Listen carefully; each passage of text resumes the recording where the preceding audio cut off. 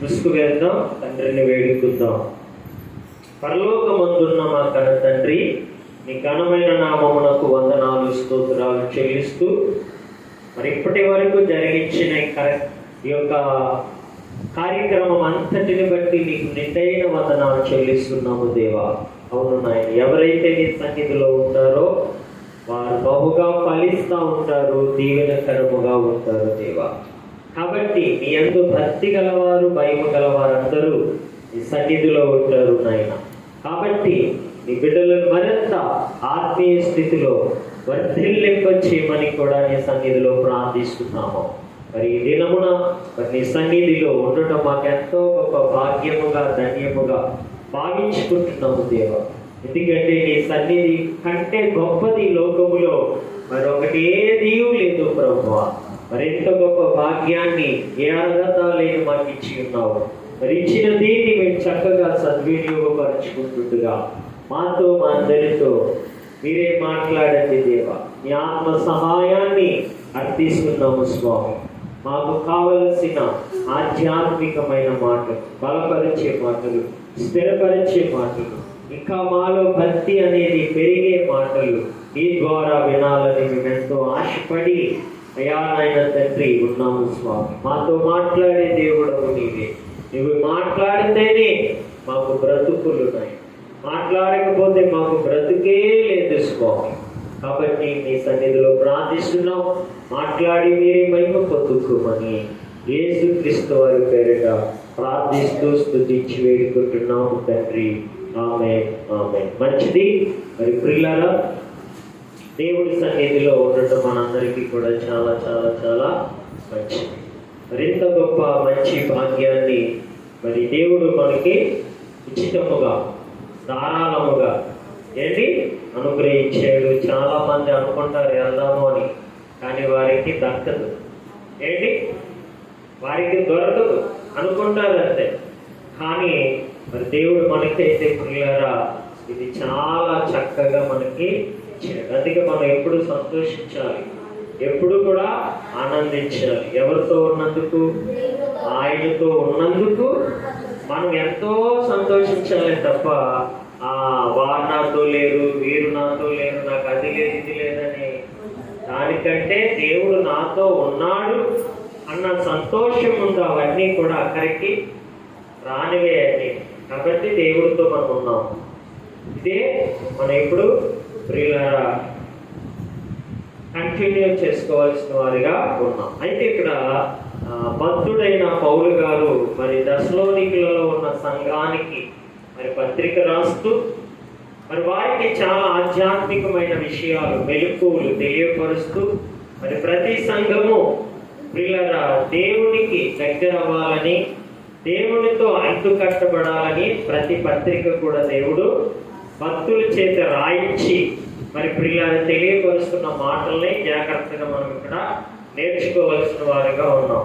మరి ఇక్కడ ఈ 2వ దశలోనికులకు రాసిన పత్రికలో 3వ అధ్యాయం 14వ వచనంలో ఈ పత్రిక ఏంటంటే ఈ పత్రిక అంటే చాలా మంది రకరకాలమైనవి రాస్తూ ఉంటారు. మనం పొద్దున్న లేస్తే ఎన్నో చూస్తూ ఉంటాం. ప్రతి వారి యొక్క అంటారు వాటిని బుక్కులు, పుస్తకాలు లేక వారి యొక్క హాబీ ఫలానా హీరో, ఫలానా హీరోయిన్, ఫలానా లేకపోతే మంత్రి గారిని, ఫలానా ముఖ్యమంత్రి గారి అని రకరకాలమైన బయోగ్రఫీ అనేవి ఉంటాయి, చాలా ఉంటాయి అన్నమాట. వారి అవన్నీ చాలా మంది చదువుతారు. ఏం చదువుతారు? వారు రాసుకున్న పుస్తకాలు, వారు రాసుకున్నవన్నీ రకరకాలుగా చదివి వారు ఇలా ఉంటారా అని తెలుసుకుని వారి హాబీల ప్రకారంగా వీరు కూడా ఏం చేస్తారంటే ప్రియులారా నడవడానికి, మాట్లాడడానికి ఇష్టపడతా ఉంటారు. అంతే, అయిపోయేది వారు. అయితే అదే మాత్రము కూడా అప్పటికే ప్రియులారా ఆ కొన్ని గంటలు మాత్రమే వారిని అది ఏం చేస్తుంది అంటే ఆలోచింపచేస్తుంది తప్ప తర్వాత అవి ఎవరికైనా చెప్పుకోవడానికి లేదు. ఒకవేళ ఎవరికైనా చెప్పుకుంటే సిగ్గు కూడా. అదేట్రా వాడెవడరా రాసుకుంటే ఏంటి వాడు ఎలా ఉంటే నువ్వేంద్ర వాడికి ఎలా ఉండడం, నీకనేది ఒక ఇన్విజిల్ ఉంది కదా, నీకంటూ ఒక ఎత్తత్వం అనేది ఒకటి ఉంది కదా, దాన్ని నువ్వు ఫాలో అవ్వాలి తప్ప 6 గంటలు పడుకుంటున్నాడు, 7 గంటలు పడుకుంటున్నాడు, వాడు ఆది తింటున్నాడు, ఈడి తింటున్నాడు, నువ్వు తింటాను ఎవరైనా ఏం చేస్తాం అంటాం అన్నమాట. ఏంటి అయితే ఎక్కువగా మరి సమాజంలో వారి వారి పుస్తకాలు ఎక్కువగా చదివేవారే కనబడతా ఉంటారు. అయితే ఇక్కడ ఒక మాటను మనం జాగ్రత్తగా ఆలోచిస్తే, దేవుడు ఏం చేశాడనంటే ప్రతి వారికి కూడా పత్రికలు ఏంటి రాసి ఏం చేసేవారో అక్కడ చెప్తున్నాడు అనమాట. ఈ పత్రిక ఏంటి, ఈ పత్రిక మూలముగా అంటే నేను నీకు ఎన్నో చెప్పాలి. ఎవరు? దేవుడు మనతో ఎన్నో చెప్పాలి. మరి డైరెక్టర్ గా మాట్లాడాలని ఆయనకు ఉంది, కానీ ఎవడు పెట్టాడు? దేవుడు మనకు వచ్చి ఫోన్ చేస్తాడు, నీతో నేను మాట్లాడాలి, నీకు సమయం ఇస్తావా అని ఆయన అడిగితే మనం ఏమన్నా చెప్పాలి. ఆయనే కానీ ఫోన్ చేసి మెసేజ్ పెట్టి, బాబు నాకు కొంచెం సమయం ఇస్తావా, నీతో నేను మాట్లాడాలి అని ఆయన కానీ మనకు చెప్తే మనం ఏమంటాం? రెడీ అంటావా? ఏమంటాం? అదే ప్రభా. సరే, అంటే దేవుడు ఎప్పుడు కూడా తన పిల్లలతో మాట్లాడాలని ఇష్టపడ్డాడు. ఏంటి కానీ మనుషుడు ఏం చేశాడనంటే దేవుడికి సమీపముగా లేకుండా పోయాడు. అందుకే ఆయన ఏం చేశాడనంటే ఇంకా అక్షరాన్ని తీసుకుని వచ్చాడు. అందుకే ఈ పత్రిక మూలముగా అంటే ఆ పత్రికలకు ఎలా ఉండిపోయింది అనుకోండి, నువ్వేం చేస్తావు? వచ్చి చదువుకుంటావు. అంటే చూడండి, ఆయన వచ్చి నీ దగ్గరకు వచ్చి మాట్లాడటానికి మనం ఏమలేదు, సమయం ఇవ్వలేదు. అందుకే ఆయన ఏం చేశాడనంటే పత్రికలను, గ్రంథాలను మనకి రాయించి పెట్టాడు. నేను ఎప్పుడూ రెడీగా ఉన్నాను, నువ్వు వచ్చి చదువుకో అన్నాడు.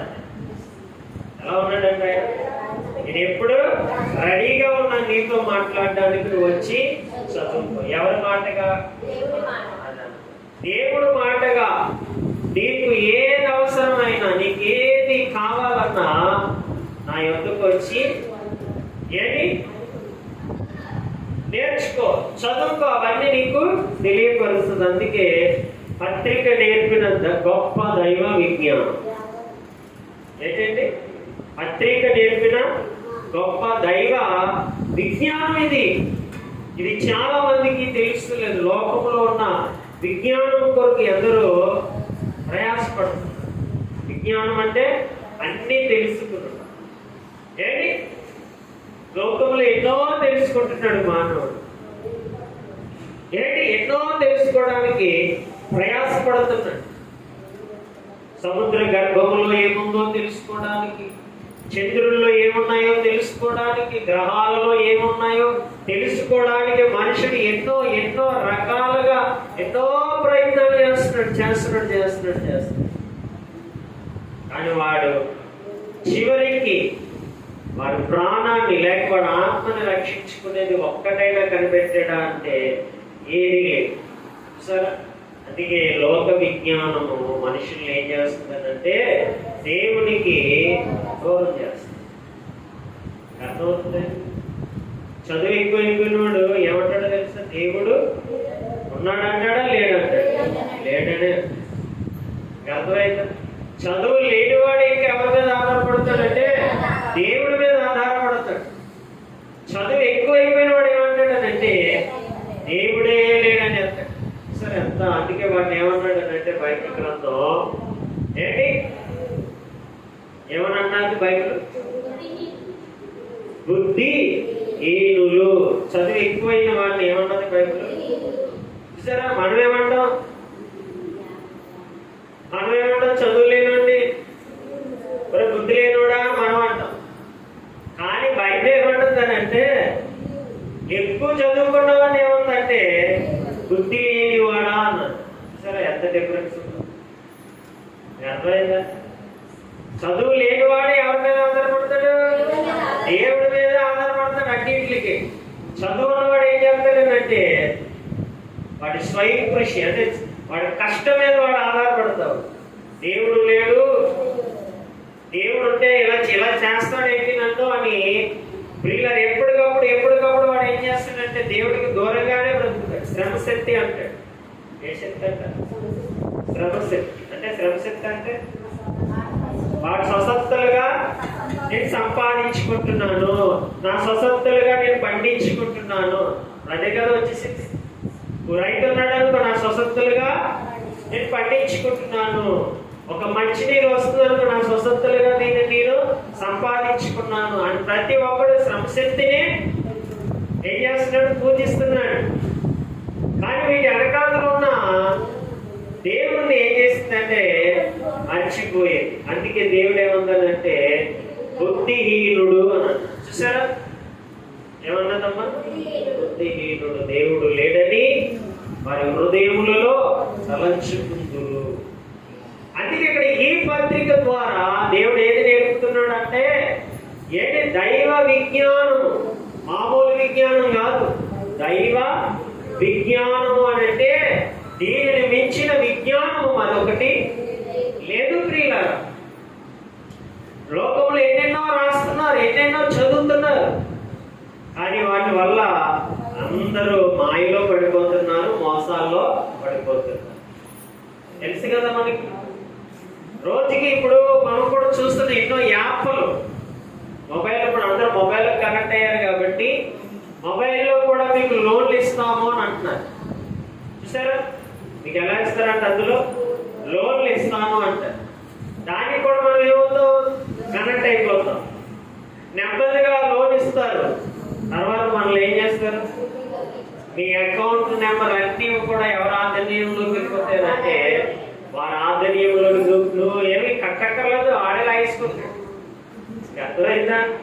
మీరేం చెల్లించక్కర్లేదు, మీ దాంట్లో అమౌంట్ పడగానే వెంటనే కట్ అయిపోతూ ఉంటాయి. ఇలాగా సరే లోకపరమైన విజ్ఞానము మనిషిని ఏం చేస్తుందనంటే పాడు చేసేస్తుంది, మోసం చేసేస్తుంది ప్రియులారా. అందుకే వద్దయ్యా, లోక విజ్ఞానం కాదు మీకు కావాల్సింది, దైవ విజ్ఞానాన్ని నేర్చుకోండి. దేని ద్వారా? దేవుడు రాసిన పత్రికల ద్వారాగా మనకేమొస్తుంది? దైవ విజ్ఞానము అనేది వస్తుంది. అందుకే దీన్ని మనం ఏం చేయాలంట? దేవారాత్రములను వీటిని చదవడం నేర్చుకోండి, మీరు దైవ విజ్ఞానులు. లేకపోతే లోకపు విజ్ఞానులు ఎలా ఉంటారో తెలుసు కదా? మోసగించడమే, పాడు చేయడమే. అందరూ కూడా ఇదే పరిస్థితుల్లో కనబడుతున్నారు ప్రియులారు. సులువుగా సంపాదించడం ఎలా, సులువుగా మోసం చేయడం ఎలా, సులువుగా మనిషిని వశపరుచుకోవడం ఎలా అని ఎన్నెన్నో ప్రియులారా తంత్ర మంత్రాలు ఎన్నో అంటే అలాంటి నేర్చుకుంటున్నారు. సులువుగా చిక్కులు పెట్టే పాపాన్ని నేర్చుకుంటుంది సమాజము ప్రియులారా. అందుకే దేవుడు అంటున్నాడు, పత్రిక రాసి అందరినీ అలర్ట్ చేస్తున్నాడు. పత్రిక రాసి అందరినీ దైవ విజ్ఞానులుగా బ్రతకండి, లోకపు విజ్ఞానం గల వారిగా మీరు ఎంత మాత్రమును ఉండకండి, అది మిమ్మల్ని నిలువెల్లా దోచుకుంటారు. ఏం చేస్తారు? అలాగే ఉంటావు, దోచేసుకుంటాం. ఈరోజు మనం అలాగే ఉంటున్నాం, ఇసేద్దారు లేదా? అలాగే ఉంటా మెల్ల చేయలేగంటే నువ్వు అలాగే ఉంటా నీ పరిస్థితికి పోతాడు. నీకు కూడా తెలియదు, నా దగ్గరే ఉంది కదా అని అనుకుంటావు. సైలెంట్గా లాగేస్తాడు మొబైల్. జీవితంలో ఎలా ఉంటుందో తెలుసు కదా, మనకి కూడా తెలియదు. ఏమా అంత టెక్నాలజీ అంటే అంతగా ప్రియుల లోకము ఏం చేసిందంటే దాని మీద నేర్చుతుంది. సులువుగా మనుషులను ప్రియులారా ఏంటి మోసగించటము నేర్చుకుంటుంది. అలాంటి ట్రైనింగ్లు కూడా ఇస్తున్నారు తెలుసా? మీరు దొంగతనం చేయాలంటే ట్రైనింగే. ఇక మీకు ఎలా పెడతాలో వచ్చేస్తుంది అనుకుంటున్నారు ఏంటి? దానికి కూడా ఏమై ఉండాలి? నేను కూడా ట్రైన్లో దొంగతనాలు చేయడానికి నాకు కూడా ట్రైనింగ్ ఇచ్చారు తెలుసా? నేను నేర్చుకున్నాను. ఆ బ్యాగులు ఎలా తీయాలి, ఆ సూట్ కేసులు ఎలాగా నేను దారిలో పెట్టాలి, అవన్నీ కూడా నా అంటే ముందు వారు చేస్తూ ఉంటారు. వాడు వెనకాతలు నేను వెళ్ళి ఆ టెక్నికల్ అన్ని నేను నేర్చుకోవాలన్నమాట. అంటే ఆ విధానం నేర్చుకుని, అంటే ఎవ్వరికి కూడా చిన్న అలికిడి కూడా రాకూడదు. అంటే అంత ఏంటంటారు ప్రియులారా, చాత చక్యముగా దాన్ని ఏం చేయాలి, లైన్ లో పెట్టాలి. లేకపోతే దొరికిపోతే ఏమైపోతాం, అక్కడికక్కడే.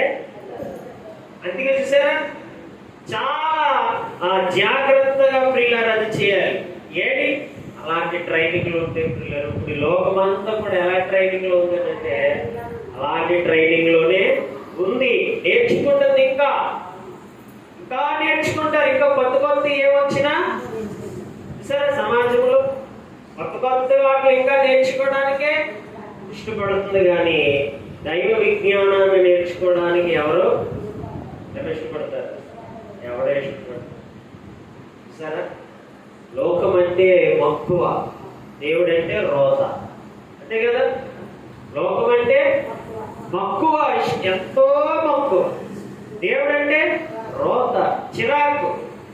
దేవుడి సన్నిధిలో ఉండాలా, దేవుడి మాటలు వినాలా, ప్రార్థన చేయాలా, ఆరాధన చేయాలా, మోకాలు వేయాలా, కన్నీరు. అంటే ఎవడు చేస్తాడా?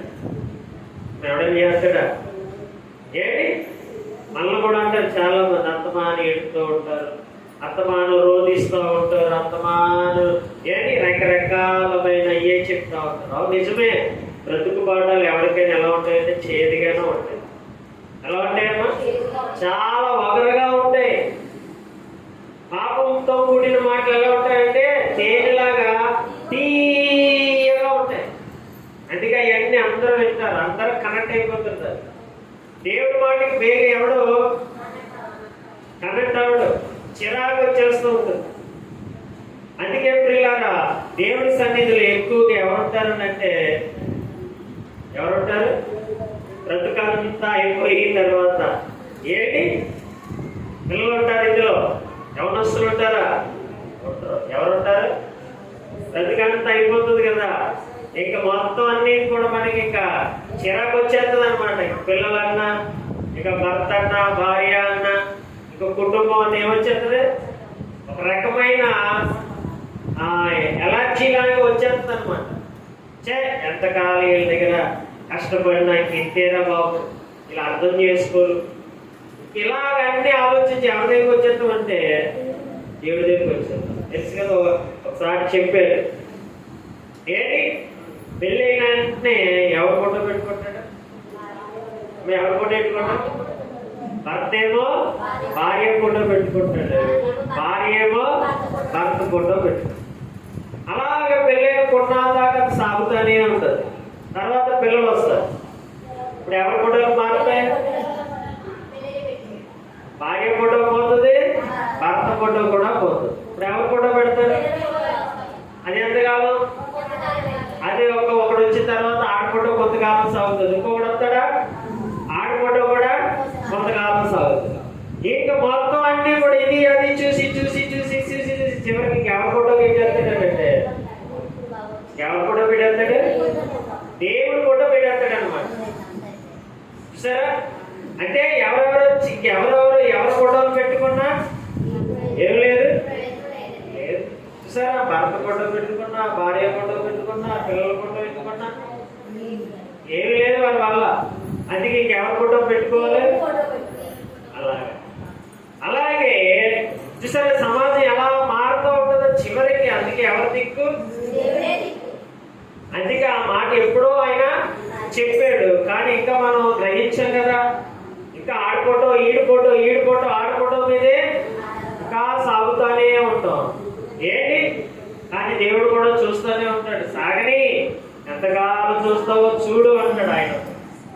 సో ఎప్పుడైతే ఆయన యందు ప్రియులారా మనసు పెడతావో ఆయన నీలో పదిలంగా. అందుకే అంటాడు, ఎవరి మనసు నా మీద ఆనుకుంటుందో. చూస్తున్నాడు ఆయన, ఎవరి మనసు నా మీద ఆనుకుంటుందో వారికి నేను అన్ని చెప్పాలి అనుకుంటున్నాడు. సరే, ఎవరిస్తూ తీసుకొచ్చాం అనుకో, వాడు ఏదో మన బాధ భరించలేక కూర్చుంటాడు, మనస్ఫూర్తిగా కూర్చుంటాడా? ఏమా కూర్చోడు. ఎవరు కూర్చుంటాం? మనం అన్నాటిలో ఇంక అయిపోయాయి కదా, ఇక మనకి ఇంక ఆయన తప్ప ఇంకేదేమీ లేదు. ఎందుకంటే అన్ని వడగేసేసారు కాబట్టి. చూసారా? అందుకే అంటున్నాడు, నీ మనసు ఇప్పుడు కాదు నువ్వు కావాల్సింది, బాల్యము నుండే అలాంటి మనసు నీకుంటే నీతోనే నేను ఉంటాను అని దేవుడు చెప్తున్నాడు. కానీ మనం ఎలాంటి అంటే అయిపోయి ముందుగానే ఆయన దగ్గర ఒప్పందాలు చేసేసుకుంటున్నాం. అందుకే ఆయన ఏం చేశాడంటే ఈ పత్రిక మూలముగా అందరికి ఏం చేస్తున్నాడు? సర్వ సత్యాన్ని బోధిస్తున్నాడు, చెప్తున్నాడు. మరి నాన్న వాటిని పట్టుకోవడం కాదురా, నన్నే పట్టుకో అని ఆయన చెప్తున్నాడు. చూసారా? అందుకే ఈ పత్రిక ఏం చేశాడంట? రాసి సిద్ధముగా. మనం పుట్టలేదు, కానీ మన కొరకు ఏం చేశాడు? రాసి చేశాడు. ఎప్పుడు అవుతుంది నా బిడ్డ, ఎప్పుడు చదువుతుంది, ఎప్పుడు నా గొప్పతనాన్ని తెలుసుకుంటుందని ఆయన ఎప్పటి నుంచో జగత్ పునాది ప్రియులారా వేసిన గడియ నుండి నీ కొరకు నా కొరకు ఎన్నో ఎదురు చూస్తున్నాడు. కానీ 21వ శతాబ్దంలో మనం ప్రభు దగ్గరికి వచ్చాం. మనం వచ్చిన తర్వాత అయినా సరే మరి దేని మీద ఆధారపడాలి? ఆయన రాసి ఇచ్చిన పత్రికల మీదే ఆధారపడి బ్రతకాలి తప్ప లోకంలో రకరకాలమైన పత్రికలు ఉన్నాయి, లోకంలో అనేకమైన పుస్తకాలు ఉన్నాయి. అవి చదివి నీ బ్రతుకును పాడు చేసుకోకు.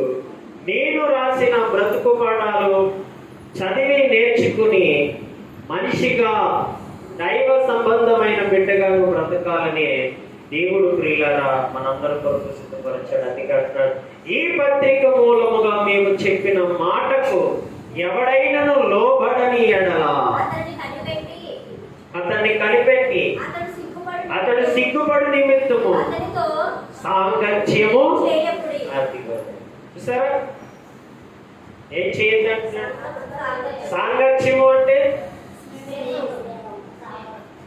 వాడితో అడుగులు అడిగేయద్దు. అలాగేంటంటే ఎందుకన్నాడు ఆ మాట? లోబడని ఎడల. ఏ పత్రికకు? దేవుడు రాసి ఇచ్చిన పత్రికకు మేము చెప్పిన మాటకు ఎవడైనా అంటే ఈ పత్రికలో జాగ్రత్తగా, ఈ పత్రికలో రాయబడిన మాటలకు ఎవరు లోబడకపోయినా వారితో మనం ఏం చేయకూడదంట? ఇప్పుడు మనం చదివాం, మనం ఇందులో దేనికి లోబడలేదు. ఇప్పుడు మనకి సాంగత్యం ఉందా? చెయ్యొచ్చా? ఏం అర్థమవుతుందా? ఇప్పుడు పౌలు ఉన్నాడండి, ఈ పత్రిక వింటున్నాడు, చదువుతున్నాడు, వింటున్నాడు. కానీ ఈ పత్రికకి ఏమాత్రమో ఇప్పుడు ఏమవుతలేదు, స్పందిస్తలేదు. ఏమవుతలేదు? వాక్యానికి ఏమాత్రమో లోబడతలేదు. మరి లోబడని అతన్ని మనం కనిపెట్టాలి. ఎలాగా? అసలు వాక్యానుసారంగా జీవిస్తున్నాడా లేదా అని మనం ఏం చేయాలంటే కనిపెట్టి, ఒకవేళ అలాగే నడవకపోతే ఎవరితో ఎవరితో ఎవరైతే జాగ్రత్త విననివాడు కాదు, వినిన వాడి గురించి చెప్తున్నాడు. ఇక్కడ వినిన వాడి గురించి చెప్తున్నాడు. ఇప్పుడు మనం అందరం వింటున్నాం, కానీ లోబడతలేదు. మరి లోబడలేని మనతో మనం ఏం చేయకూడదు? ఇప్పుడు సరే, ఇప్పుడు నేను లోబడతలేదు అనుకోండి, మీరు నాతో ఏం చేయకూడదు? మీరు లోబడతలేదు అనుకోండి, సరే ఎంత ఖండితముగా చెప్పబడుతుంది. అంటే ఈ మాట ఒట్టి మాటలు కాదు, గట్టి మాటలు అయినప్పటికీ కూడా మీరు ఏం చేయబడతలేదు, దీనికి లోబడతలేదు. కాబట్టి కఠినమైన నిర్ణయాలు తీసుకోవాలి. అంతే కదా? పిల్లలు లోబడకపోతే ఇంకేం చెప్తారు? కఠినమైన నిర్ణయాలు తీసుకోవాలి. ఇంకా దొంగ మారలేదనుకో, వాటిని ఏం చేస్తారు? ఇంకా కఠినమైన నిర్ణయాలు తీసుకొని వాడిని ఎన్కౌంటర్ చేసేస్తారు. ఎప్పుడు ఇంకా వాడు మారడు, ఇంకా వాడు ఏమాత్రము కూడా లొంగడు అని ఒక నిర్ధారణకు వచ్చేస్తే సరే, అలాంటి వాడితో మనం ఏం చేయకూడదంట? సాంగత్యము చెయ్యకూడదు. కానీ అని అంటూ కింద వెంటనే ఒక మాట ఏమన్నారు? సాంగత్యం చెయ్యకుడి. ఇప్పుడు చూడండి, అయినను అతనిని శత్రువుగా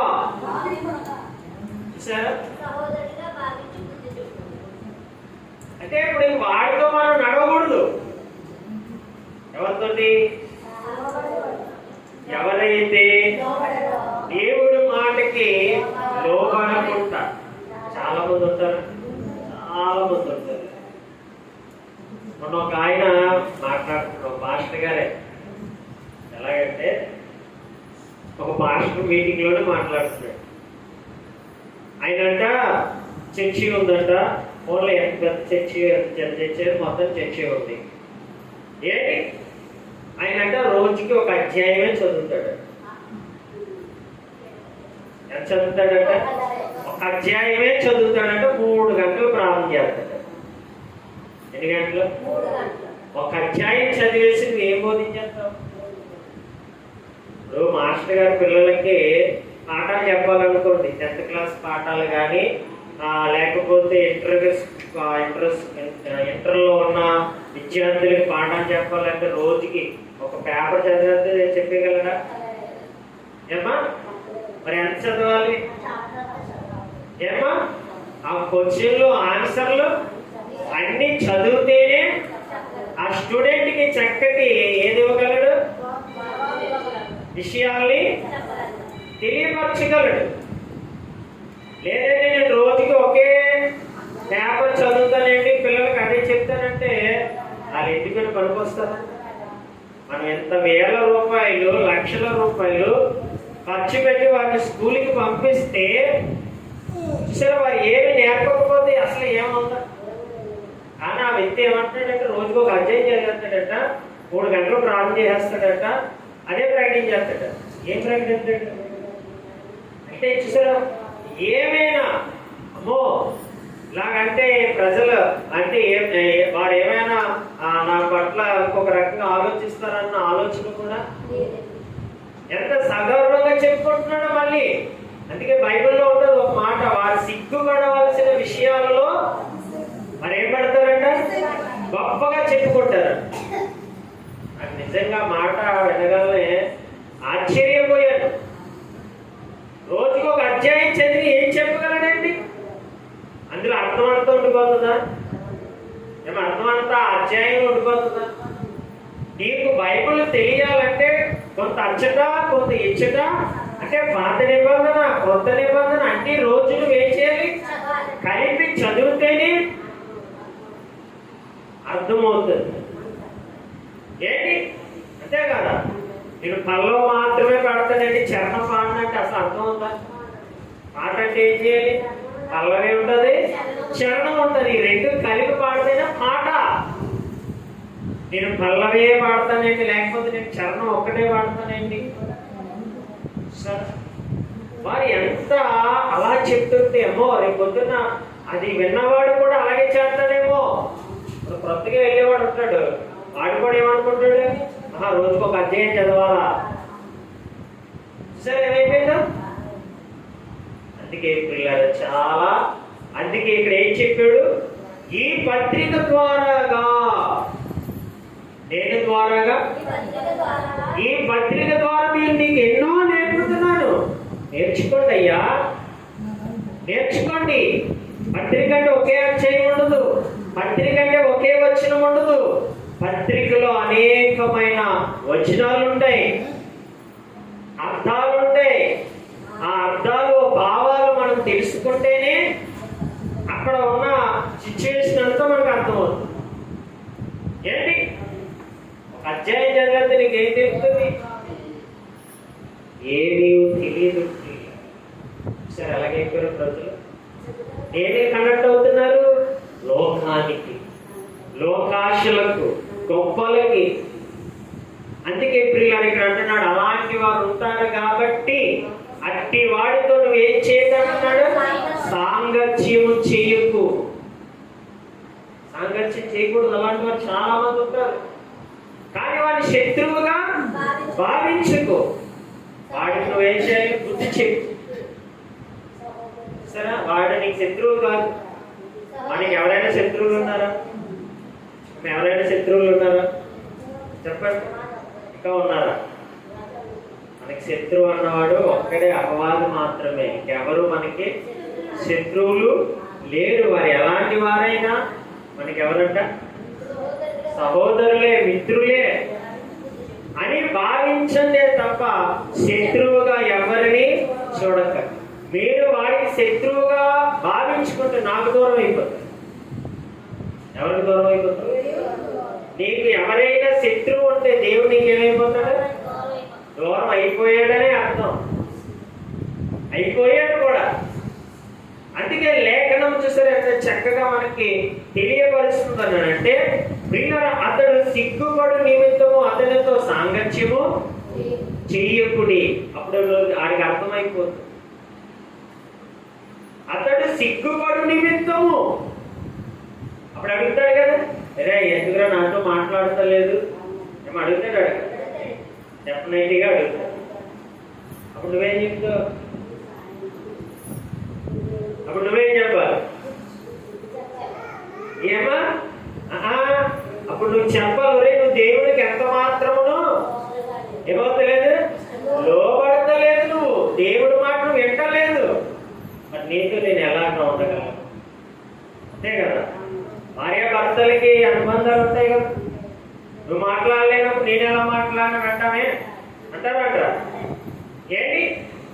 అలాగే దేవుడు కూడా అంటున్నాడు, అలాంటి వాడిని కనిపెట్టండి. అలాంటి వాడు ఎప్పుడైతే దేవుడికి దూరంగా ఉంటున్నాడో, వాడికి మీరు దూరంగా ఉంటే అప్పుడు ఆడేమంటాడంట? సిగ్గుపడు నిమిత్తము. ఏమొచ్చేస్తుంది? వాడికి సిగ్గు వస్తుంది. ఎవరితో మాట్లాడకపోతే, అమ్మో బాబు ఎంత మంచి వ్యక్తిని నేను ఏం చేసుకున్నాను? దూరం చేసుకున్నాను. ఎంత ఆత్మీయమైన బిడ్డకి నేను దూరం అయిపోయాను. వాడికి ఏమవుతుందంట? సిగ్గు కలుగుతుంది. అలాంటి భక్తి కావాలి మనకు. కానీ ఈరోజు అలాంటి వారు ఉన్నారా? ఆ పోనీ ఎలాగైపోయాం? ఏమైపోయారండి? చూసారా? భక్తిలో పెంచేవారు దూరం అవుతే బాధ ఎంత మాత్రమును ఈరోజు ఎవరికి లేదండి. ఎందుకంటే అందరూ దుష్ట సాంగత్యములోనే ఉంటున్నారు కాబట్టి. సరే, అందుకే ప్రియులారా ఎప్పుడు కూడా మనం ఏ భక్తి కలిగి ఉండాలంటే దైవ భక్తి సంబంధమైన వారితోటే మనం ముందుకు సాగాలి. అందుకే 9వ వచనంలో అంటాడు, 3వ అధ్యాయం 9వ వచనంలో, మీరు మమ్ములను పోలి నడుచుకునవలెనని మమ్మును మేమే మాదిరిగా కనుపరుచుకునుటకే.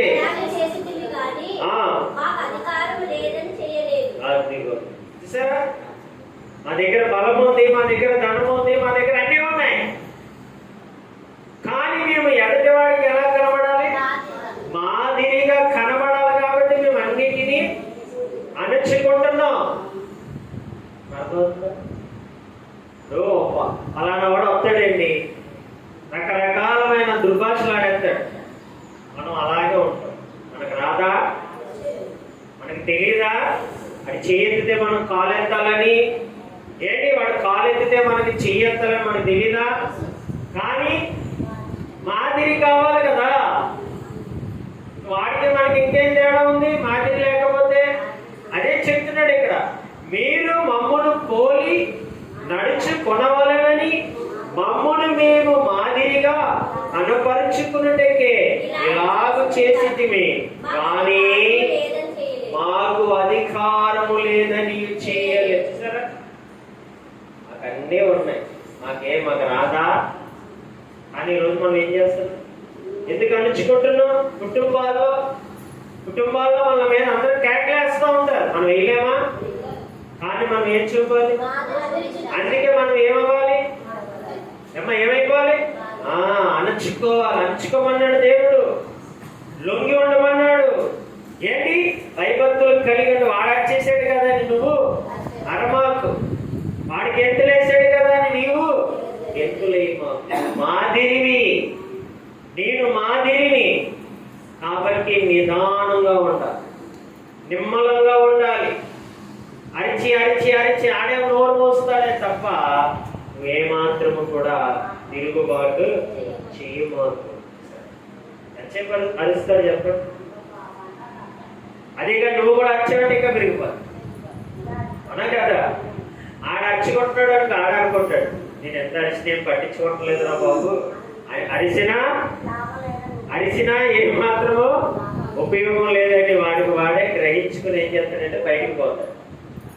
అదేగా నువ్వు కూడా అన్నావు అంటే నీకంతే రచ్చకెక్కేస్తావు. చూసారా? అందుకే మాదిరి అంట మనమందరం ఎవరివి? అందుకంటే మాకు అధికారం లేక కాదయ్యా, మా దగ్గర శక్తి ఉంది, సామర్థ్యత ఉంది, అన్నీ ఉన్నాయి. కానీ మీకు మీ మాదిరి చూపాలి కదా.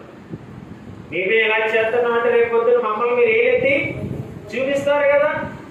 అందుకని మేమేం చేయబడుతున్నాం? అణచబడుతున్నాం, లొంగి ఉంటున్నాం. చూసారా? రేపు పొద్దున్న మీకోసం కూడా అలాగే చెప్పుకుంటారు, మన కోసం కూడా అలాగే చెప్పుకుంటారు. మన దగ్గర అన్నీ ఉన్నాయి, కానీ మనం ఎలా ఉంటున్నాం? ప్రభువును బట్టి లోబడి ఉంటున్నాం, లొంగి ఉంటున్నాం. ఎందుకంటే వాడు మారాలి, వాడు బ్రతుకు దిద్దుకుంటాడని మనం అన్నిటిలో లోబడే. దేవుడికి సామర్థ్యత లేదా? తిడుతున్నప్పుడు ఆయన కోపం రావట్లేదా? త్వరగా ఆయనకి ఎప్పుడు అవుతుందంట? త్వరగా వచ్చేస్తుందంట. అయినా సరే ఏం చేస్తున్నాడు? ఆయన అణచుకుంటున్నాడు, తగ్గించుకుంటున్నాడు. అదే కానీ ఆయన కోపం రాగలదా చెప్పండి? మనం చేసే లేకపోతే లోకంలో చేసే చెత్త చెత్త పనులన్నీ చూసి ఆయనకి రావట్లేదా? వస్తుంది, కానీ అణచుకుంటున్నాడు. సరే, ఎందుకని? మనం రక్షించబడాలి, మనం కాపాడబడాలి, మనం దైవ సంబంధులుగా మారాలని ఆయన అణచుకుంటున్నాడు. అలాగే మన మీద కూడా ఎందరో లెగిస్తారు. లేకరు అనడానికి ఏమీ లేదు. బయటోడు లెగిస్తాడు, ఇంట్లో వాడు లెగిస్తాడు, అందరూ లెగుస్తారు. ఎక్కడ లెగుస్తారు? అందరూ లెగుస్తారు.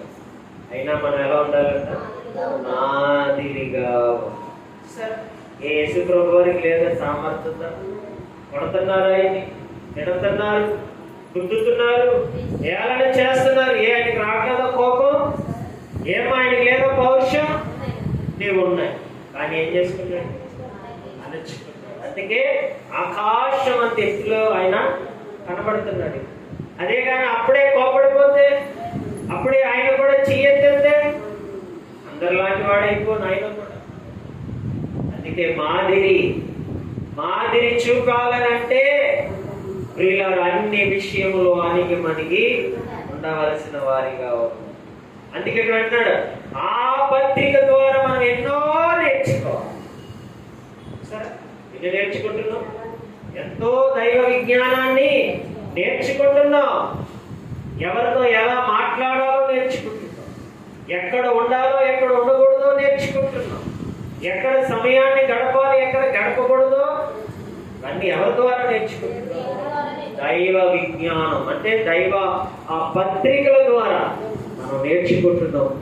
చూసారు? అందుకే అంటున్నాడు ఏంటి కిందకి వెళ్ళేటప్పటికి ఏమంటున్నాడు అంటే, అతడు సిగ్గుపడు నిమిత్తము అతనితో సాంగత్యము. అప్పుడు ఆడికి అర్థమైపోయింది, నేను ఏదో ఆ దగ్గర తప్పుడు పని ఏదో చేశాను, అందుకే నాతో. సరే, అప్పుడు చూసారు, అప్పుడు ఆ దూరం అయిపోయిన తర్వాత ఆయనను ఎంత మంచి మాటలు అండి బైబిల్. అదే లోకంలో అయితే కాడి నుంచి ఏం చేస్తాం మనం? విడిపోయి ఆడొక శత్రువుగా, వాడి యొక్క కఠోరమైన ఎలాగా ఒక దుర్మార్గుడిగా మనం చూస్తాం. కానీ దేవుడు అలాగా మనకి చెప్పలేదు. ఇక్కడికి ఎవడైనా వచ్చి పెద్ద పెద్ద కాయలు వేసేసాడు అనుకోండి, పెద్ద పెద్ద కాయలు వేసేస్తాడు. అంటే మనం ఎలా భావించకూడదు? శత్రువుగా భావించకూడదండి. వాడు ఒక సహోదరుడు, తెలియక మాట్లాడుతున్నాడు. ఎలాగా తెలియక మాట్లాడుతున్నాడు, మాట్లాడి అని మనం ఏం చేయాలంట? సహోదర భావతత్వాన్ని చూపించాలి. అంతేగాని అరే నువ్వు మాట్లాడుతున్నావు, నేను మాట్లాడలేనంటే ఏమవుతుంది? అక్కడ ఇంకా దైవత్వం మధ్యలో కనపడదు కదా, కొట్టుకొని పోతుంది అది. సరే, అందుకే పిల్లలు మనం ఎప్పుడు కూడా ఎవరిని కనపరచాలి? మన మాటల్లో, మన చూపుల్లో, మన నడకలో, అన్ని విషయాలలో మీరు దేవుని బిడ్డ, దైవ సంబంధమైన బిడ్డ. ఈ బిడ్డలు మనం అప్పుడు ఆడికి అర్థమైపోతుంది. ఏమర్థమైపోద్ది? ఆడికి అర్థమైపోద్ది. ఎందుకంటే దేవుడు ఏదో ఒక రోజు వాడిని ఒక లెంపకాయ పీకుతాడు. అప్పుడు ఆడికి గుర్తొచ్చి అమ్మ ఆ రోజు ఏమిటి చాలా అన్నాడు బాబు, నువ్వు అనవసరంగా తిట్టానని వాడు మనసులో వాడు ఏం చేసుకుంటాడు? ఏమ్మా నిన్ను చూసి నిజముగా ఎవరు బిడ్డ? దేవుడు బిడ్డ అని వాడికి మార్పు వస్తుంది. అలా ఉండాలి. అంతే తప్ప నోరు ఉంది కదా నువ్వు పడిపోతే ఎవరికి లేదు నోరు. ఏమ్మా నోరు ఎవరికి లేదు. దేవుడు అందరికి నోరు ఇచ్చాడా? మనకే ఇచ్చాడా? అందరికీ ఇచ్చాడు. కానీ దాన్ని ఎలా ఉపయోగించుకోవాలో నేర్చుకోవాలి. అందరికీ కళ్ళు ఇచ్చాడు, వాటిని ఎలా ఉపయోగించుకోవాలో నేర్చుకోవాలి. అన్నీ తెలుసు అంటే లేఖనాల ద్వారా అన్నీ తెలుసుకుంటూ ఉండాలన్నమాట. అందుకే ప్రియులారా చాలా మనం జాగ్రత్తగా ఉండాలి. అందుకే ఒక బైబిల్ గ్రంథంలో మంచి మాటగా మనం చదువుకుంటే హోషేయ గ్రంథంలో ఏంటో ఒకసారి హోషేయ గ్రంథాన్ని చదువుతాం. హోషేయ గ్రంథము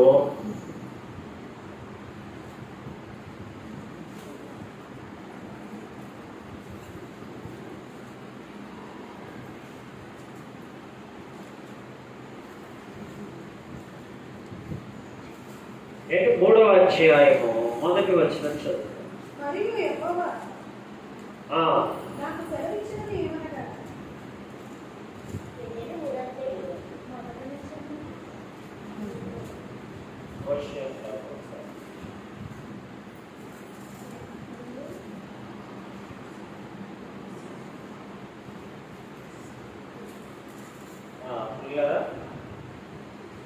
జెఫన్యా గ్రంథం 3వ అధ్యాయం 1వ మాట.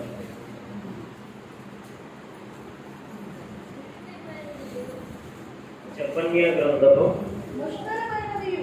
3వ అధ్యాయము 1వ మాట. ముష్కరమైనదియు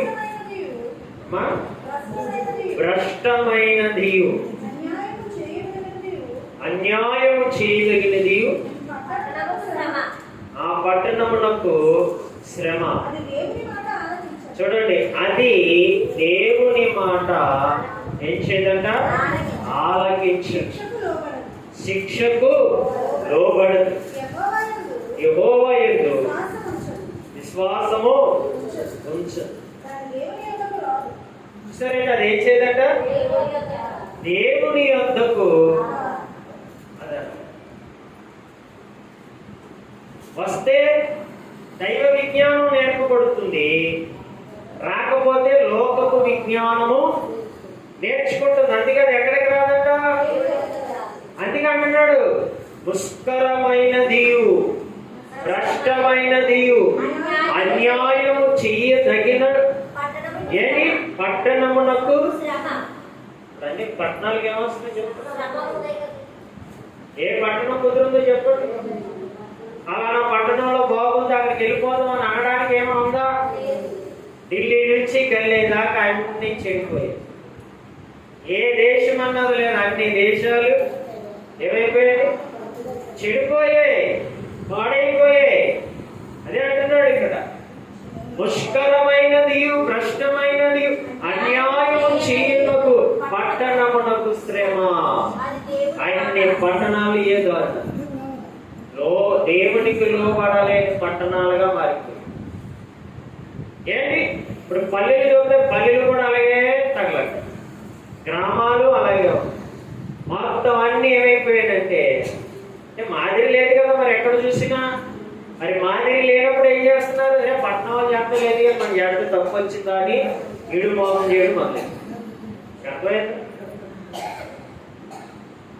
ఇలాగ మొత్తం అన్ని ఏమైపోయాడంటే భ్రష్టమైపోయాయి. అందుకే పిల్లలు వాటికి అన్నిటికి ఏం కలుగుతుంది ఇప్పుడు? శ్రమ శ్రమ శ్రమ శ్రమ శ్రమ. అన్ని పట్టణాల్లో ఏముంది? శ్రమ పొంచి ఉంది, పాపము పొంచి ఉంది, మరణం పొంచి ఉంది ప్రియుల. అన్ని పట్టణాల్లో అన్ని గ్రామాలలో పొంచి ఉంది అని అంటూ వెంటనే చెప్తున్నాడు. అది దేవుని మాట. శ్రమ పోవాలని ఆలోచిస్తున్నాడు. ఇంకా ఏం తెచ్చుకుంటుంది? ఉన్నది సరిపోదు, మాకు కావాలి పాపం, ఇంకా కావాలి మాకు శ్రమ అని ఇంకా పెట్టలేకపోతున్నాయి పట్టణాలు. నేను ఆగిపోతున్నాయా? కోర్టులు ఖాళీ ఉండలేదు, స్టేషన్లు పోలీస్ స్టేషన్లు అసలు ఖాళీ ఉండలేదు. నేరస్తులు రోజు రోజుకి తరుగుతున్నారా అంటే తరుగుతలేదు. చూస్తున్న పరిణామాలను బట్టి ఇంకా అధిక సంఖ్యలో పెరిగిపోతున్నారు నేరస్తులు. కోర్టులు కూడా చేతులు ఎత్తేస్తున్నాయి, నేను తీర్పులు తీర్చలేకపోతున్నాం అనేసి వాయిదాల మీద వాయిదాలు, వాయిదాల మీద వాయిదాలు, సంవత్సరాలు సంవత్సరాలు ఏమైపోతున్నాయి? ఏంటి కొనసాగిస్తూనే ఉంటున్నాయి, తరుగుతలేదంట. ఎంతమంది న్యాయాధిపతులున్నా అంటే ఎంతమంది జడ్జీలున్నా ఏం తీర్చలేదు, తీర్పులు. సరే, ఎందుకంటే ఏది పెరిగిపోతుందంట? శ్రమలు శ్రమలు అంటే శ్రమలు కలిగించేవారికి వైపు బాగు చేసేవారు కనబడతలేదు. అదే దైవ పట్టణాలుగా మారిపోతే ఏమా? దైవపరమైన బిడ్డలుగా అందరూ మారిపోతే, దైవ విజ్ఞానము గల బిడ్డలుగా అందరూ మారిపోతే ఎవడైనా వెళ్తాడా? కేసులకి తన్నుకోవడానికి వెళ్తారా? ఎక్కడికక్కడ ఏం చేసామన్నాడు దేవుడు? సహోదరుడండి కక్షలు ఉంటాయా? సహోదరుడండి పగలు ఉంటాయా? కొట్టుకోవడాలు చంపుకోవడాలు ఉంటాయి. ఇంకా చూసారా, దేవుడు అది నేర్పుతున్నాడు దైవ విజ్ఞానం ద్వారా. కానీ లోకపు విజ్ఞానం ద్వారా ఏమంటుంది? తగ్గేదే లేదురా చెప్పరా అంటున్నాడు. దేనికి తగ్గమాకు. వాడు ఒకడు పడితే నువ్వు రెండు పీకు అన్నట్టు వినాదాలు ఎక్కువైపోతున్నాయి నేడు సమాజం. ఎందుకంటే ఎవరికి భయం లేదు. పోలీసులన్నా ఎవరికి ఉన్నాయా? కోర్టులన్నా ఆ స్టేషన్లు ఎదుర్కొంటేనే చంపేస్తున్నారండి, కోర్టులు ఎదుర్కొంటేనే కార్చిపడేస్తున్నారండి. ఎక్కడ? అందుకే దేవుడు అంటున్నాడు దుష్కరమైనది, దుష్కరమైపోయే తర్వాత భ్రష్టమైనది, అన్యాయము చేయునకు పట్టణమునకు శ్రమ.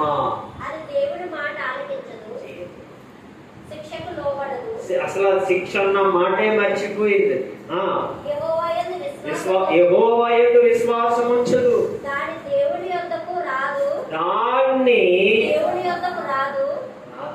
ఎంత చెప్పు, లోకానికి ఎంత చెప్పు. అమ్మ రామ్మ ఎదుగా మీటింగ్లే చెత్త మీటింగ్లే ఎందుకు కూర్చోండి, దేవుని ఎందుకు రా అంటే అంటారా? వింటారా? అక్కడైనా పడి చేస్తారు కానీ దేవుని ఎందుకు రావడానికి మాత్రం మనసు ఉండదు. సరే, అదే దేవుడు చెప్తున్నాడు. అది ఎంత మహాత్రముడు, ఆ పాపంలోనే చెప్తారు కానీ దేవుడి దగ్గరకు వచ్చి రెండు మాటలిని బాగుపడదాం అన్నవాడు ఎవడు లేడు ప్రియుల. అందుకే ఎప్పుడో రాశాడు మహానుభావుడు. కానీ ఎవరేంటున్నారు? అందుకే ఆయన మాత్రం పత్రికలు ఆపేశాడా? ఆపేశాడా? రాస్తానే ఉన్నాడు, చెప్తానే ఉంటున్నాడు. దుష్కరులారా వద్దు, అలా ఉండకండి, బ్రతుకులు మార్చుకోండయ్యా అని ఎంత బోధ చేస్తున్నాడు ఆయన మహానుభావుడు. అయినా సరే ప్రజలు ఎలా ఉంటున్నారంట? ప్రియులారా, అన్యాయం చేయడం మానతలేదు, భ్రష్టాలుగా ఉండడం మానతలేదు, ముస్కరులుగా ఉండడం కూడా సరే ఎలాగైపోయింది సమాజం. అందుకే ప్రియులారా, వారు అలాగ బ్రతుకుతున్నారు కదా అని మనం అలాగా ఉండకుండా మనమైన ఆలోచించి గ్రహించి ఏంటి మనం దేవుడి దగ్గర ఉండకపోతే కఠినమైన శిక్ష అనుభవించాలనే భయభక్తులతో మనం ఏం చేయాలంటే ప్రభు యొద్దకి పరిగెత్తుకుని రావాలి. అందుకే మంచి మాట మనం చదువుతాం కదా యోగ గ్రంథములో, విజ్ఞానము గల మనుషులారా అనే పదాన్ని మరి ప్రభు ప్రియారా మాట్లాడతాడు. 34వ అధ్యాయము తెలియదు, ఒకసారి చూద్దాం. ప్రియారా యోగ గ్రంథం 34వ అధ్యాయము 10వ వచనంలో చూడండి, దేవుడు అంటున్నాడు, ఎవరంట? విజ్ఞానం అంటే లోకపు జ్ఞానం. లోకపు విజ్ఞానం అంటే అన్ని తెలుసుకున్నవాడు. నాకు సముద్రంలో లోతెత్తి తెలుసు అంటే గొప్పడైపోతాడా? నేను చంద్రమండలం మీద ఎక్కేయాలంటే గొప్పడైపోతాడా? ఏమా? కానీ సమాజం ఏమనుకుంటుంది? అదేదో ఆడి పెద్ద గొప్పడు అనుకుంటుంది. గొప్పడేం కాదు, వాడి ప్రాణం విలువ తెలియని వాడు. అర్థమైతే నీకేం పని అక్కడ? సముద్రం ఎంతలో నీకు తెలియాలా? అది నీకు అవసరమా? ఏమ్మా ఆలోచించ. కొంతమంది మీకు కొంచెం అంత ముందు సంవత్సరం మీకు తెలుసో లేదో కానీ కొంతమంది కుబేర్లు నిధిలోకి వెళ్ళారంటే సముద్రం అంటే టైటానిక్, మీకు చదివే ఉంటారు, పేపర్లో కూడా పడ్డాయి. టైటానిక్ షిప్ చూడడానికి ఒక సొంతంగా తయారు చేసుకున్న ఒక బోట్ మీద వారు వెళ్ళారు. అంటే అది నీటిలో వెళ్తుంది అనమాట, కింద నుంచి నీటి అడుగు భాగంలో నుంచి వెళ్తుంది అనమాట. ఇప్పుడు మనకు అద్దాల ట్రైన్లు ఎలాగైతే ఉన్నాయో అలాంటిది ఒక బోటు వారు ఏం చేసుకున్నారు అంటే అందులోనే ఉంటాయి, ఆక్సిజన్ అన్ని అందులోనే ఉంటాయి. ఎంతమంది? 3 కుబేర్లు వెళ్ళారు. అది అక్కడికి వెళ్ళడానికి కోట్ల రూపాయలు ఖర్చు అవుతుంది. ఈ 3 అందులోకి వెళ్ళారు చూడటానికి. దేన్ని? అది నీకు అవసరమా? అసలు అంటే జ్ఞానం ఉన్నవాడు ఒకసారి ఆలోచించారు, అది ఎప్పుడో మునిగిపోయింది. సముద్రం అంటే ఎలా ఉంటుంది చెప్పండి అసలు? ఏమా అది చూడడానికి ఏం చేశారు? అక్కడికి వెళ్ళారు. ఈలో వెళ్తుండగా అందులో ఏమొచ్చింది? చిన్న ప్రియులారా ప్రమాదం వచ్చింది. ఎందులో? ఆ బోట్లో. ఏమైపోయారు 3? అందులో ఒక తండ్రి కొడుకు కూడా ఉన్నాడు. చూసారా? అది తెలుసుకుని నువ్వేం చేస్తావు? ఓ లోకానికి చెప్తావా? వాళ్ళు చెప్తావు. ఎన్ని రోజులు ఎక్కుంటుంది? 2 రోజులు ఉంటుందేమో, 3 రోజులు ఉంటుందేమో, ఇంకా సంవత్సరాలు ఉంటుంది అది. ఏమా?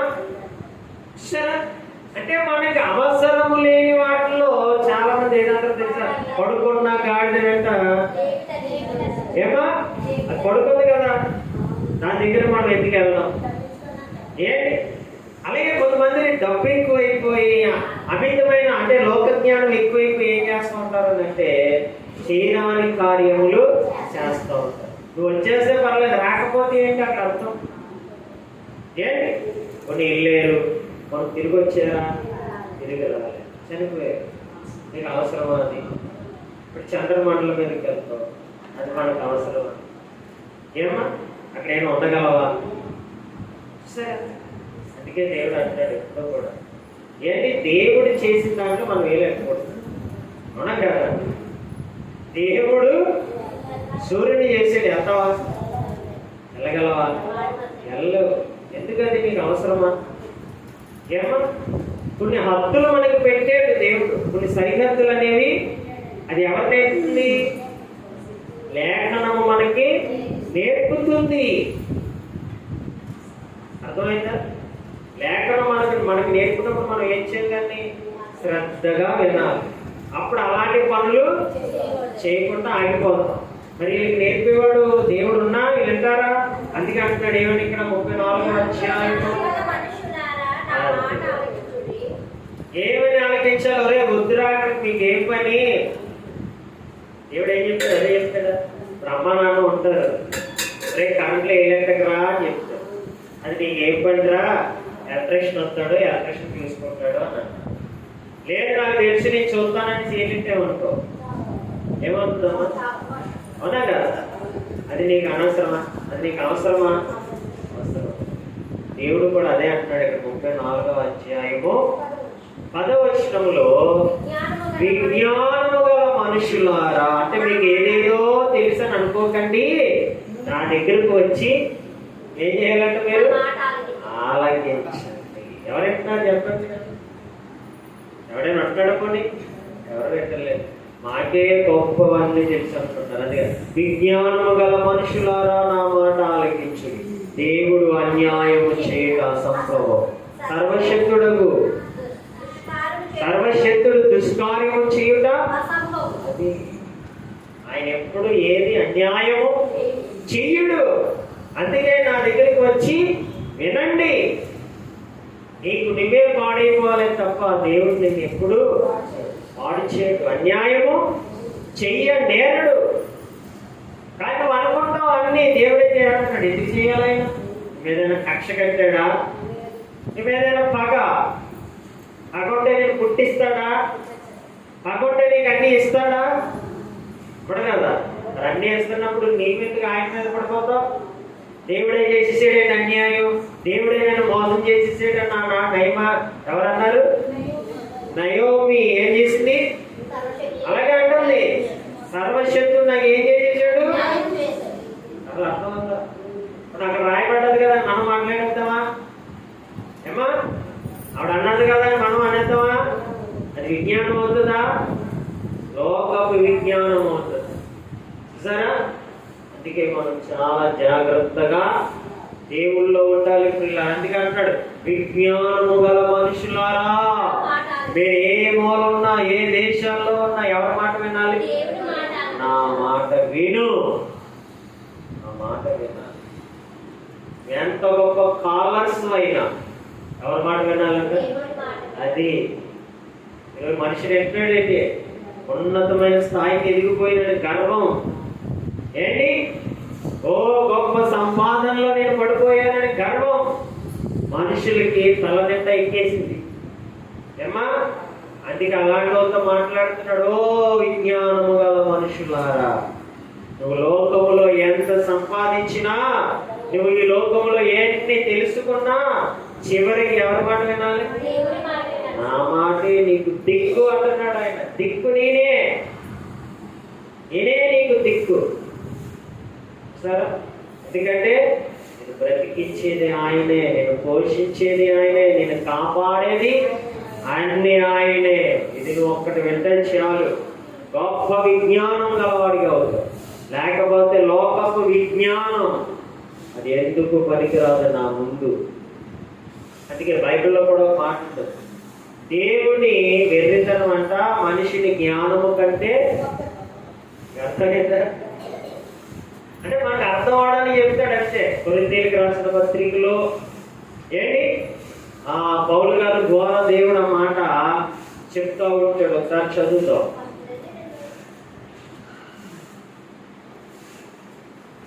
కొరింథీయులకు రాసిన పత్రికలో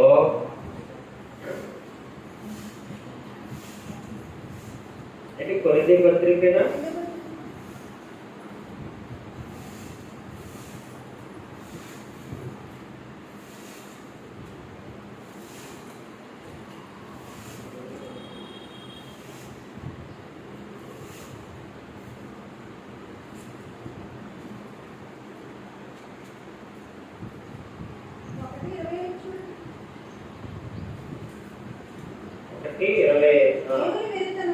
చూడండి, ఇక్కడ అంటున్నాడు కొరింథీయులకు రాసిన మొదటి పత్రిక ఏంటి ప్రారంభపు అధ్యాయము 25వ వచనంలో చూడండి, దేవుని వెర్రితనము మనిషిని జ్ఞానము కంటే జ్ఞానము గలది, దేవుని బలహీనత అది.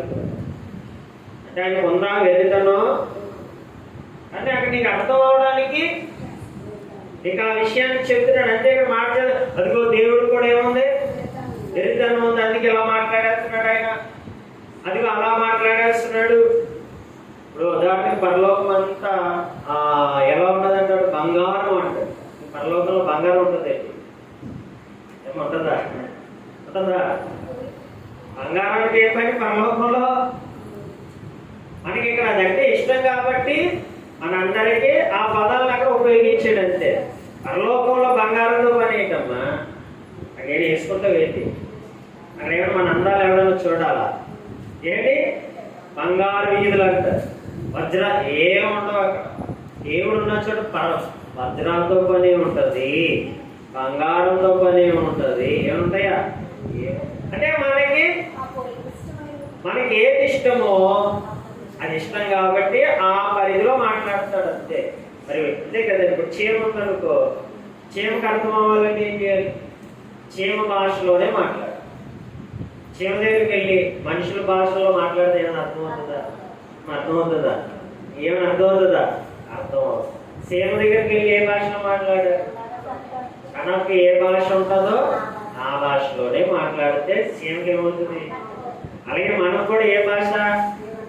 మన భాషలో మాట్లాడితేనే మనకు అన్నీ అర్థమవుతుంది. సరే, దేవుడికి అన్నీ తెలుసు కాబట్టి ఏమంటున్నాడంటే, దేవుని వెర్రితనము మనుషుల జ్ఞానము కంటే నీకు ఎంత జ్ఞానం ఉన్నా దేవుని వెర్రితనము నేను ఎందుకు పనికిరాదంట. అర్థమైందా మీకు? తర్వాత దేవుడు దేవుడని బలహీనుడా? కాదే, మనుషుల బలము కంటే. సరే, అలాంటి నీవు నా దగ్గరకు వచ్చి కుప్పగెంతులు వేస్తే ఎలా కుదురుతుంది? అందుకే పౌలు గారు అంటారు, ఆయనకి మనం ఏమైనా సలహా ఇవ్వగలమా? నువ్వు మంత్రివై ఆయనకి నువ్వేమైనా ఏమివ్వగలవు? సలహా ఇవ్వగలమా? ఎవరైనా ఇచ్చారా ఆయనకి? సరే, సలహా కూడా ఎవరైనా ఇవ్వగలరా ఆయనకి? ఇవ్వగలం. ఆయన వేసే 100 ప్రశ్నలలో ఒక్కదానికైనా మనం ఉన్నదన్నమాట. బైబిల్లో ఎప్పుడు చూడండి, యోగ గ్రంథములో ఏంటి? యోగ గ్రంథములో ఆ మాట ఉంటుంది.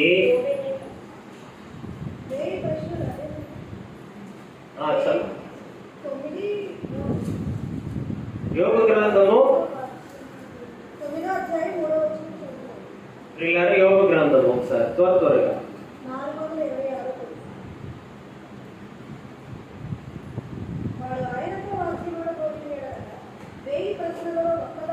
ఏంటి?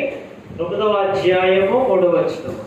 వాడు ఆయనతో వ్యాజ్యమాడ కోరిన ఎడల 1000 ప్రశ్నలలో ఒక్కదానికైనను వాడు అంటే నరుడు ఆయనకు ఉత్తరమీయలేడు. చెప్పగలడా? ఏమో దేవుడు ప్రశ్న ఎంతో నువ్వు చెప్పగలవా? అంత స్థాయి ఎవరికైనా ఉందా? చెప్పండి. లేదు. అందుకే ఆయన వెర్రితనం మనిషిని జ్ఞానము కంటే గొప్పది. దేవుడు బలహీనత మనుషుడు బలము కంటే బలము గలది. అందుకే దైవ విజ్ఞానం ఇది, లోకము విజ్ఞానము కాదు. లోకము విజ్ఞానంలో బ్రతికి మనుషుడు వాడిని చంపుకుంటున్నాడు, వాడిని హతమార్చుకుంటున్నాడు, వాడికి వాడే నిచ్చి నరకాగ్ని గుండానికి పోతున్నాడు ప్రియులారా. కానీ దైవ విజ్ఞానము ఆ నరక శిక్ష నుండి తప్పించి నిన్ను దేవుని కుమారుడిగా, దేవుని కుమార్తెగా, దేవుని రాజ్యములో బలమైన వాడిగా ప్రియులారా నిలబడుతుంది. ఇది నిజమైన దైవ విజ్ఞానం. ఎంత గొప్ప విజ్ఞానాన్ని కొరకు మనం ఏం చేయాలి? సాష్టాంగ నమస్కారములు కూడా. చివరిగా మరి ఇందాక మనం అనుకున్నాం కదా, మరి ప్రియుల ఆయనకి ఎవరైనా మనము సలహా ఇవ్వగలమా అని మాట్లాడతాడు కదా ఆయన. ఎక్కడ చూద్దాం. ఏంటి? కొత్త నిబంధనలో మరి ప్రియులరా ఆ యొక్క పరువు గురించి మాట్లాడుతూ ఆ మాటని ఆయన ప్రస్తావిస్తారు.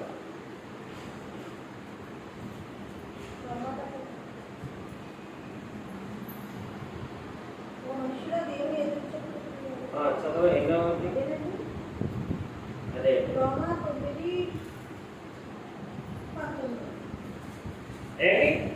రోమా పత్రికలో పరువు గురించి మాట్లాడుతూ కిందకు వచ్చేటప్పటికి ఆ విషయాలన్నీ ఆయన మాట్లాడుతూ ఉంటాడు.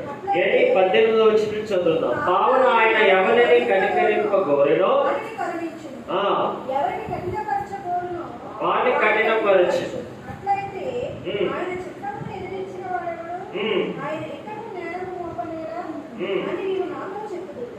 అవును కానీ ఓ మనుష్యుడా, దేవునికి ఎదురు చెప్పినట్టు నీవెవరవు? నన్ను ఎందుకు ఇలా చేసేదని రూపించిన వారితో చెప్పునా? ఒక మొదల నుండి ఒక గడప గంటకును ఒకటి గణహీనతను చేయటకు మట్టి లేని కుమ్మరి వారికి అధికారం లేదా? అలాగే దేవుడు తన ఉగ్రతను అమలుపరుచుకుంటూ తన ప్రభావం చూపుటకు ఇచ్చేయించిన వాడై నాశనాలకు సిద్ధపడి ఉగ్రతాపాత్రమైన జనములను ఆయన బహు దీర్ఘశాంతముతో సహించినదేమి? ఏంటి చూసారు ఇక్కడ? ఎవరు ఆయనకి ఎదురు చెప్పగలరు? ఏంటి అందుకే కుమ్మరివాడిని తీసుకుని వచ్చాడు. కుమ్మరివాడికి ఏముంటుంది? దేని మీద ఉండదా? ఏ ఆకారంలో చేయాలన్నా, అది గిన్నె చేయాలా, కొండను చేయాలా, అనిష్టం అది. అంతేనా? వాడు లేకపోతే మట్టి చెప్తుందా, నన్ను మంచి బంగారు ప్లేట్ చేయాలి మన కాలు అంటాడు. ఆయన అలగెత్తాడా? నువ్వు నా దగ్గర ఉన్నదాన్ని కానీ నీ దగ్గర నేనున్నవాడిని కాదని చెప్తావు. అందుకే చూసారా చక్కటి మాట. అట్లయితే ఆయన చిత్తమును ఎరిగి ఎదిరించిన వాడు ఎవడు ఎదిరించగలడు? అంటే ఎప్పుడు ఈ లేఖనాలలో ఉన్న విషయాలన్నీ నీకు తెలిస్తే అప్పుడు నీకేమొస్తుంది? భయం వచ్చి అప్పుడు అర్థమవుతుంది అనమాట. అయితే ఆయన చిత్తమును ఎదిరించిన వాడు ఎవడు? ఆయన గురించి తెలియకపోతే ఎదిరించేస్తాడు. ఆయన గురించి ప్రతి అనుభవం తెలిస్తే ఏదైనా చేయగలవా? గడగడగడగడ ఏమైపోతాం? ఇప్పుడు సింహం కోసం ఎన్నో మాట్లాడుతాం. సింహం దగ్గరికి వెళ్ళగలం, మనమే మాట్లాడతాం. ఏమా సింహం రాలేదు కాబట్టి, మన దగ్గర లేదు కాబట్టి ఏం మాట్లాడుతున్నాం? సింహం కంటే నేనే బలవాన్ అంట. అదే సింహం ఎదుర్కొంటూ వచ్చిందని నేనేమంటాను? ఏమంటాడు? ఏమా అలాగే లోకంలో తెలియని వాడు ఎన్నో మాట్లాడుతూ ఉంటాడు. వాడు మాట్లాడాడు కదా, మనం మాట్లాడకూడదు. అందుకే ఆయన చిత్తముని ఎదిరించిన వాడు ఎవడు లేడు. కాబట్టి పిల్లరా, ఆయన పత్రిక ద్వారా మనం ఏది నేర్చుకోవాలంటే దైవ విజ్ఞానము నేర్చుకుంటే ఆయనను మనం ఏం చెయ్యం? ఎదిరించు. అదే కానీ ఆయన చిత్తాన్ని, ఆయన దైవ విజ్ఞానాన్ని ఎరగకపోతే ప్రతిదానికి ఏం చేస్తాం? ఎదిరిస్తావా? మనం చేసే పని అదే. ఏం చేస్తున్నాం? దేవుణ్ణి ఎదిరిస్తున్నాం. నాకు అది చేయలేదు, ఇది చేయలేదు, ఇది ఇవ్వలేదు, అది అట్లేదు. కూతుర్లు అలాగే కదా అడుగుతారు, నాకేం పెట్టావు, నాకేమి ఇచ్చావు అంటారా? అలాగే మనం కూడా ఎవరిని అంటున్నాం? ప్రభువుని, మన రక్షకుడైన దేవుణ్ణి అలాగే అంటున్నాం. అందుకే ఆయన చిత్తముని ఎరిగిన వాడు. తల్లి విలువ తెలిసింది అమ్మని అడుగుతుందా? అమ్మకే అట్టాలని చూస్తుంది అన్నమాట. అలాగే మనం కూడా మన ప్రభువుకి ఇచ్చి, అంటే మన మనసు, మన హృదయం ఇచ్చేవారిగా ఉండాలి తప్ప ఇంకా ఆయన మనం శోధించేవారిగా ఉండకూడదని దేవుడు మనకి ఈ గొప్ప దైవ విజ్ఞానాన్ని నేర్పి ఉన్నాడు. దేవుడి మాటలు మన వినికిడిలో దీవించునుగాక.